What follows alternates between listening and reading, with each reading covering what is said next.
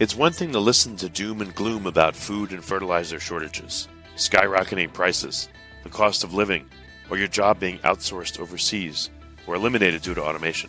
It's quite another thing to hear practical, immediately actionable advice from experts who can help you reduce the fear, anxiety, and burden of these problems. Tune in now to the Surviving Hard Times podcast from the Finding Genius Foundation with Richard Jacobs.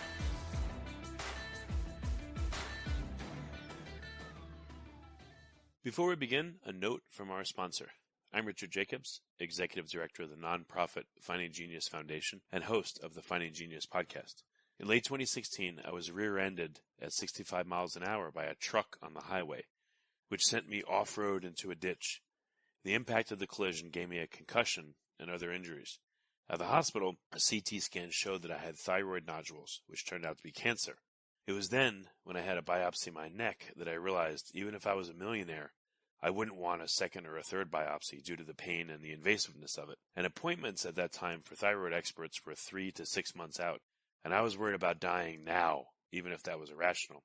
So because of this, I've decided to raise money to conduct a literature review on steroids, on the causes of anxiety and depression, a condition that affects well over 50 million people in the United States and hundreds of millions worldwide. Our goal is to create a codex, a guide that reveals all possible treatments for anxiety and depression for people that live with the condition or for loved ones that have it, as my wife and my son do. To find out more about our fundraiser, visit findinggeniusfoundation.org and click on current initiatives. And now to our guest. Hello, this is Richard Jacobs with the Surviving Hard Times podcast, sponsored by the Finding Genius Foundation. Hello, this is Richard Jacobs. I have Tara, Vander, Dussen. She's a fifth-generation dairy farmer. I also have Natalie Kovarik. She's a rancher. She owns Kovarik cattle. So we need to talk about their experience with ranching and dairy farming, etc. So thank you both for coming. Yeah, thanks for having us on. We're excited to talk with you and your audience today. Well, great. Maybe Tara, if you can go first, tell me a little bit about your background and what you're working on today, and then I'll have Natalie go right after that. Yeah, perfect. So you mentioned I'm a fifth-generation dairy farmer, so I grew up on my family's dairy farm in eastern New Mexico. I actually went away from the farm, didn't think I would necessarily come back, and got my degree in environmental science from the University of Arizona. And then, lo and behold, I would start dating my husband, who is also a fifth-generation dairy farmer in New Mexico. So I moved back to New Mexico to his family dairy farm, and I spent the last 10 years living and working with him on our family dairy farm, and also practicing as an environmental consultant for dairies throughout New Mexico. And then about 2 years ago, Natalie and I actually teamed up and have been sharing online for several years, and then launched our podcast, Discover Ag. Okay, and then so between you and your husband, you could say you have 10 generations of farming. Yes, it is a long history of farming. Both our families immigrated from the Netherlands, both of our grandparents. I actually still have family that does dairy farm over there as well. And now we are raising the 6th generation on our family farm. Yeah, that's great. Okay, and Natalie, what's your background? Yeah, so like Tara, I also grew up in agriculture. I was raised on a cattle ranch in southwest Montana. And like Tara, I also thought that my, future lay probably off the farm or ranch. And so I got my degree in pharmacy, and I was practicing as a full-time pharmacist in one of the, quote unquote, larger cities in Montana. And I really thought that would kind of be my future. I was very content. I loved my profession. I was close to my family ranch, but, not living on it, and my income wasn't obviously derived from it. And then I met my husband, and he kind of brought me full circle back to the ranching community. So he was living in Nebraska. That's where he was ranching. And so when we married, I relocated down here, and I kind of started sharing online. It was actually for a direct-to-consumer beef business. I was selling like our beef from our ranch, direct to anyone online that wanted to buy it. And that's kind of what led me down the social media sharing journey, and kind of like Tara mentioned, led me to her. And then from there, I've kind of ebbed and flowed on what I've done online, but I've always really stayed rooted in, ranching. And then like Tara said, our main focus right now is our podcast, Discover Ag. Okay. And Tara, so what kinds of consulting have you been doing? What kind of work do you do right now, both on your own ranch and for others? And we'll go back to Natalie for her work too. Yeah, so in the environmental consulting world for dairy farms, basically what that means is I spend the majority of my time assisting my clients with the permitting process at the state and federal level. So obviously to dairy farm, you need a number of different permits on the environmental side. And so that was what I assisted my clients with. And that encompassed, sampling waters, sampling the lagoons, soil sampling, just overall nutrient management. I always joke that it was kind of like managing the back end of the dairy. So obviously the manure management, soil, and water conservation are the primary focuses. So what is manure management? I guess you're not disposing of it, you're reapplying it. Maybe if there's excess, it goes somewhere else, or maybe you don't have enough and you have to pull in from other farms. But what is manure management?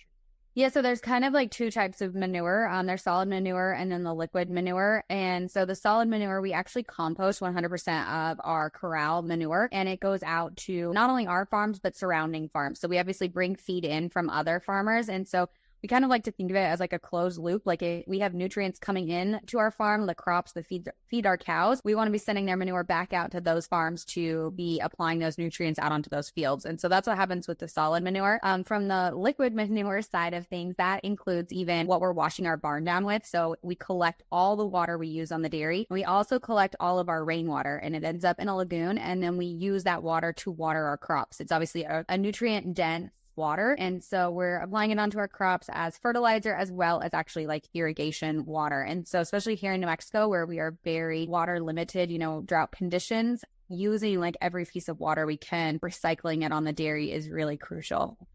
Okay, so the solid manure has different purposes and uses than the liquid.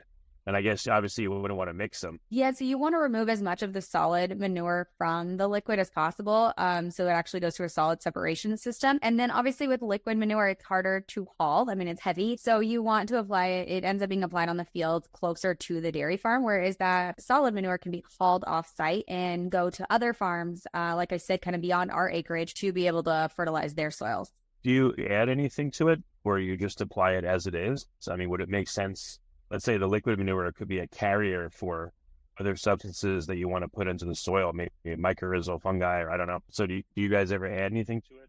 We do not ever add anything to it. I mentioned we sample that lagoon water 4 times a year, so we know exactly what's in it before we apply it out onto the crop, and that is really crucial. You want to know how much nutrients are available and what exactly is available in there. And so that's kind of our checks and balance in place there, as well as the soil sampling and being able to see what the soils need before we apply. And so no, we're not necessarily adding anything to it. You can add additional water. Obviously, the crop needs more water than just the lagoon water can provide, so we will incorporate more fresh water into it as well. And kind of blend it with that, but that would be the extent of anything we'd add to it. Yeah, Natalie, we'll get back to you in just 1 minute. I just have one more question or two for Tara. I just didn't want you to be left out. You're fine. I actually love how into this whole process you are. Yeah, well, it's really interesting. Yeah, it is. I was going to make some bad jokes that we're talking shit, because I get to talk a lot of shit. Yeah.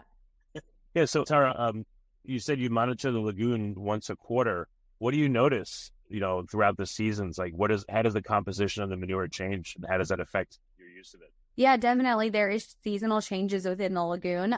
So, throughout the winter, we're obviously not applying as much water out onto the field. So in the winter, there's going to be more liquid there, more water. And so oftentimes you'll see the, percentage of nutrients drop in comparison to how much water is in the lagoon. And in the summer, we're going to be pumping down that lagoon and actually utilizing that water. So you're going to end up with, a little bit more concentrate. So that is why we're sampling so many times throughout the year, is to make sure we're getting like an accurate representation of how much nutrients are available then. And there's some other changes here and there. Different dairies have different management styles that will result in a little bit different compositions of the lagoon. But overall, it's pretty consistent. There's just here and there the seasonal changes. I would wonder, is in the summer it'll be more active biologically, and maybe there's different fermentation products that occur in summer versus winter. I don't know if, again, there's a dramatic difference, or if you guys are even looking. There would also be, I guess, dry periods and wet periods that would make it, again, a lot drier, a lot wetter, but I just wonder how else it changes throughout the season. Yeah, so one of the things with lagoons, you have to keep a certain amount of freeboard. So mentioning those wetter periods, we don't get very much rain. I mean, we're under 11 inches of rain a year, so it's not a lot of rain, but you want to keep a certain amount of your lagoon space open. So if there is a large rainfall event, it has the storage capacity to hold that additional rainfall. And then as far as, the microbial activity in the lagoon, there is some changes between the seasons, but we don't get super cold in New Mexico, where we're at. We don't have heavy snowfall. We don't have frozen ground. So we actually actually double crop, or in some fields, it's more of like a cover crop style. And so we are actually able to apply that lagoon water on our fields year round because we have something growing year round. Okay. What are some areas that we could talk about that's under your expertise? Yeah, so my husband and I also ranch, so beef cattle. We are at the beginning phase, I guess, of the beef industry, which is actually something I don't think a lot of people realize is how segmented the beef industry is. So, for example, Tara, in dairy farming, it's going to be owned from the beginning to the end by one person, but in the beef industry, it is really an exchange of hands. So my husband and I are kind of at the beginning of it. We're raising, the calves that would eventually be sold off into the beef supply chain for restaurants, grocery stores. And so we could talk a little bit about that if you want. We could also talk a little bit about different practices when it comes to raising animals, whatever you find interesting. Yeah, let's start with providing beef to, restaurants. Like how many different levels of beef are there, whether or not you guys provide them? And what's different about the different levels or qualities of meat that restaurants will get?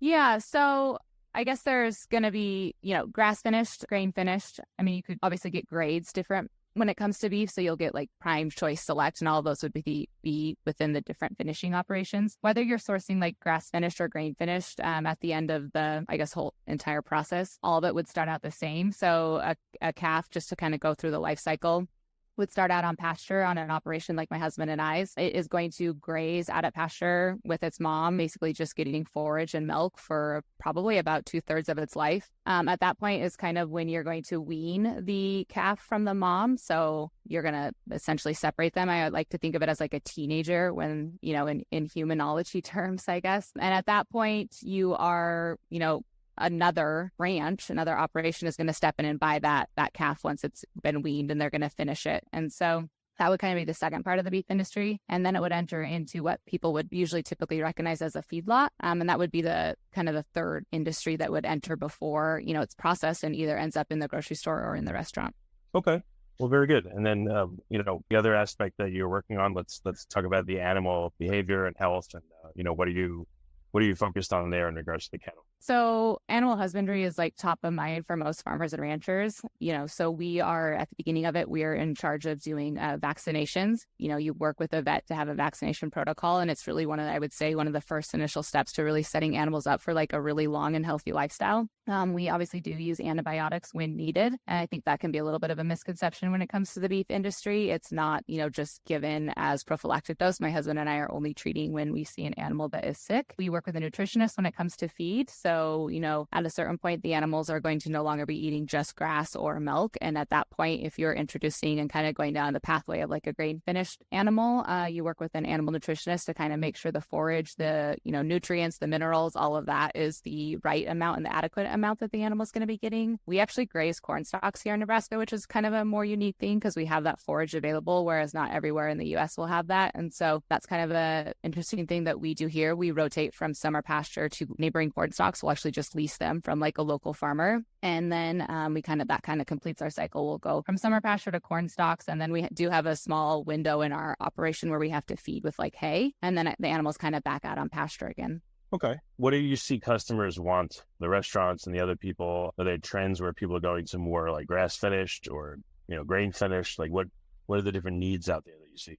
Yeah, so it's pretty far down, I would say, in the food chain from like where, we're literally at the start of it. And so I wouldn't even really deal with like a Cargill, like a processing facility. So like a JBS, a Cargill, any of that where they're going to be harvesting the animal. There are operations that are in between where my husband and I that would be dealing with that. But I do think there's a trend recently for direct to consumer. I kind of mentioned that at the beginning where, you can buy directly from the rancher and you're kind of cutting out every single middleman in between. And those are really nice options, I think, for people who, want to support U.S. farmers and ranchers. They want to have more of a connection with where their food is coming from. They want to be able to ask their rancher like their practices, what they're feeding.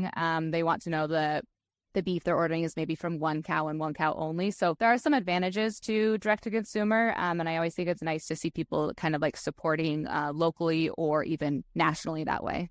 Okay.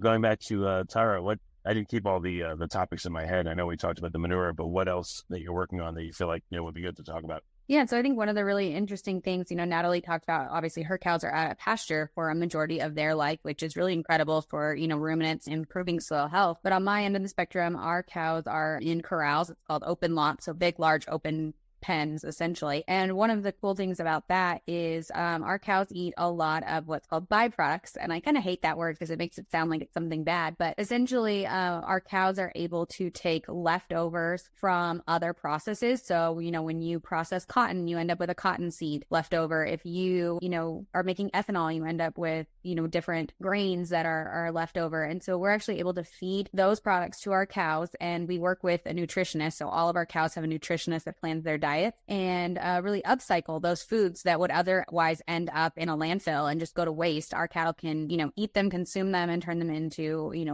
milk and beef, which is just a really incredible process of being able to see that, if you go into our feed area, which is called the commodity area. So it's where we hold all the different ingredients that we put into our cows' diets. There's so many of those bunks that are these byproducts that would just otherwise go to waste. And so to be able to see those kind of being upcycled into our cows' diet is a really big piece of our sustainability and being able to, reduce greenhouse gas emissions across multiple sectors, not just our own. Has anyone bothered to, I know people and politicians are crying about, cows are causing global warming and blah, blah, blah, nitrogen use.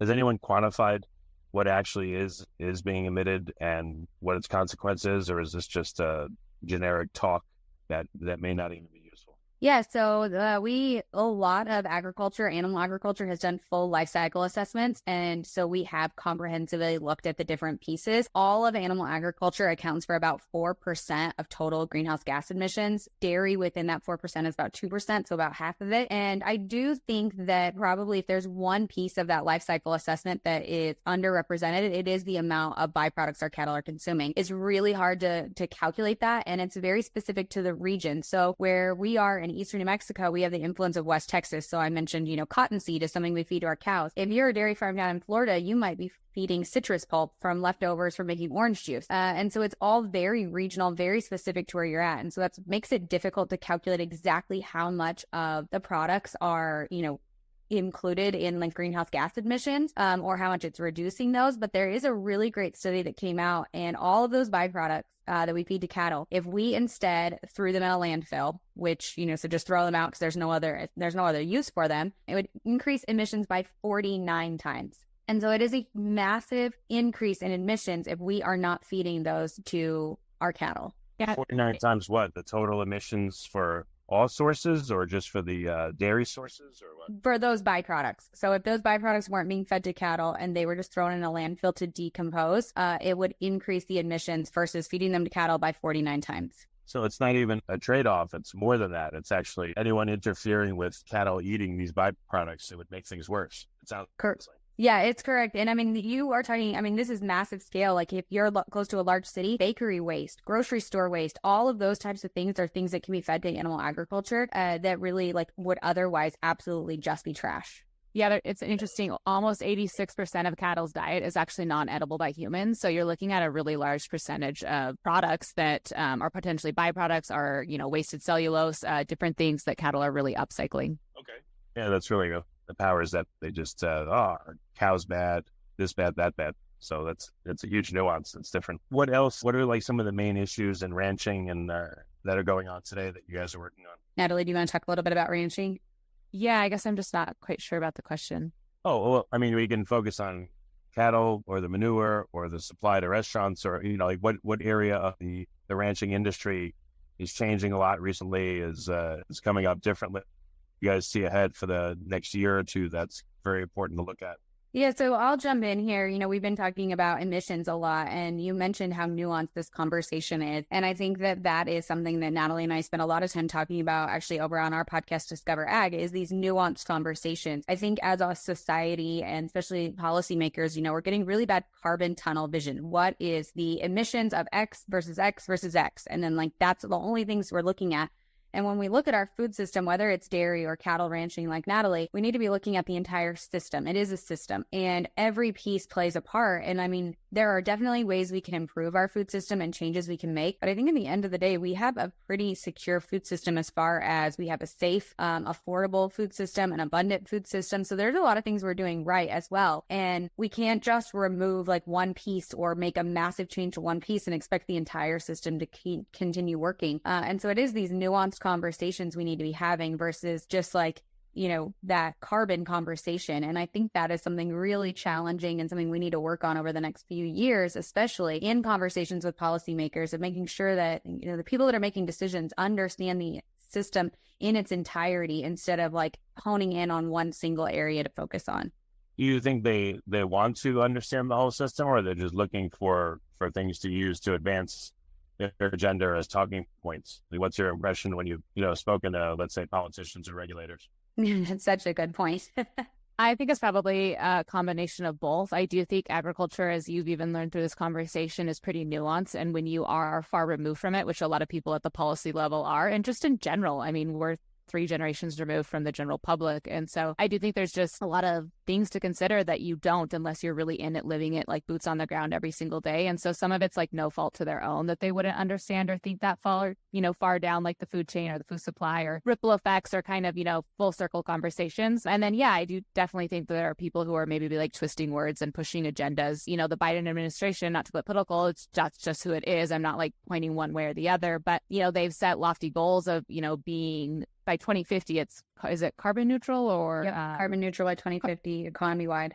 Yeah. And so, it's easy to, if that is one of the goals, it's easy to kind of dissect out, okay, well, what's an easy thing to do that we could, cut emissions and have an effect towards this goal. And so I do think that's how cattle kind of get pointed to, because it's like, well, we can just cut meat. And that, if we cut meat from our diet, it does decrease our greenhouse gas emissions. There's a study that says it would decrease by 2.6%. But in the grand scheme of things, 2.6% isn't very big. I think that number actually shocks people to know that if everyone, converted to a plant-based diet, that's the only effect we would have. But it's not the only effect. You said it would actually increase the emissions possibly because the byproduct feeds. Correct.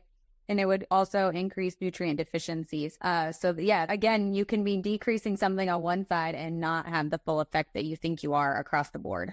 I just think it's like a very simple thing for people to advertise, paint a slogan, create a headline around, like, stop eating meat and we'll have, decreased greenhouse gas emissions. But as we're discussing now, there's just so much more to the conversation that could actually be detrimental. Do you guys provide learning opportunities for people that want to come observe ranching or any of the process? Yeah, so I think the biggest thing that Natalie and I are focusing on right now is really our podcast, of being able to bring that aspect to people and bringing in different pieces of agriculture. As far as like actually on farm, obviously we're working operations, so it's not quite as simple as like inviting, hundreds, thousands of people out to our farm. So through the podcast, it's really been great to be able to bring these different facets of agriculture to people and share with them and go through these nuanced conversations.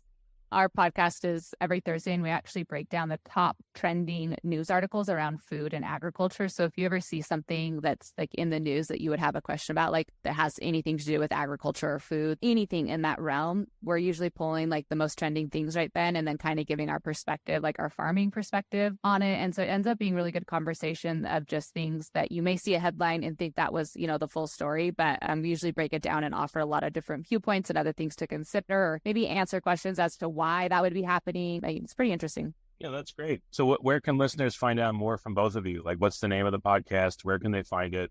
And what are other resources for listeners? Yeah, so our podcast is Discover Ag Podcast. You can find us anywhere you listen to podcasts. Obviously, if you're listening to this, you like audio, like podcasting. So we'll help you jump over there and give us a listen. And then you can also find us on social media. We're both on Instagram on our personal handles, where we kind of share more like day in the life of a dairy farmer and a cattle rancher. So you can find me at Tara Vander, and you can find Natalie at Natalie Kovarik. And we share, year round, every day about what's going on our operation. Well, that's great. Well, thank you so much, both of you, for coming on the podcast and imparting your knowledge. I appreciate it. Yeah, thanks for having us on. We really enjoyed it. Yeah, thanks so much.